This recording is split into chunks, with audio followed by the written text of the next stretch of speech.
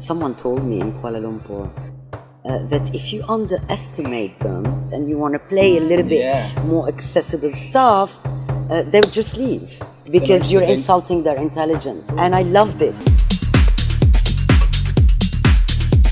Nicole Moudaber, and you're watching UNCUT Asia.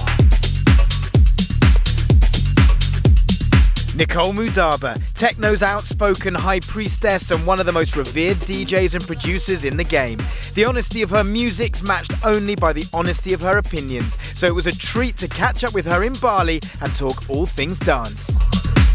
Travel has kind of always been a big part of your life. In terms of cultural exposure, having that at a young age definitely helps opening the mind and learning about people and understanding people easier. Yeah. I always try to understand the culture from the promoters, from the people that I connect with, and to understand their psyche and the way they live. And honestly, I think we are really all the same. We have the same emotions. We do speak different languages, but we have a lot in common in terms of feelings. Hot countries like a bit of groove and feelings and passion, sexiness. A little bit of From the waist below kind of groove. That the dancing happens down there. That's it. And the rest is quite still. And in Europe and all that's like from the waist up and all that.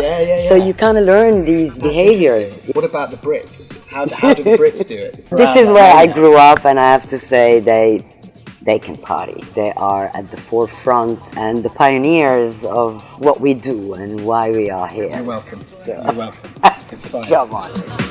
You and Carl have always had a pretty strong relationship. Yeah. Everything I know now, I learned from him. One very important thing that he told me, which was never to compromise. And if I don't compromise, they're gonna love me for who I am, and I'm just gonna do my thing. You can't compromise with art that much because you don't want to sell yourself, and you don't want to be doing something you don't feel from the bottom of your heart. And you see this with many artists. They want to do it for the money, they want to do it for success, and this that will never last. The longevity of what we do is to stick to your art and stay true to yourself. Definitely. You can evolve, you can morph, but without selling your soul to the devil.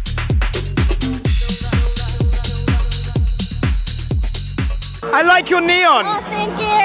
Hello from Hong Kong. Hello from Hong Kong. Oh my God. Take a picture with you. What's your name? Jenny. Jenny? Yeah. What's your favorite DJ? Martin Garrix. Oh my God. Quick, do that, and I do that, and I do this. What brings you to this part of Hong Kong? Martin Garrix. Martin Garrix brought you here himself? No. Did Martin Garrix drive you in? What would you do if you got into a taxi and Martin Garrix was a taxi driver? Oh my God. Oh my God. I don't know. But how much would you go crazy? Would you like lose your shit? That's not that crazy. Ibiza is a very special place because it's very energetic.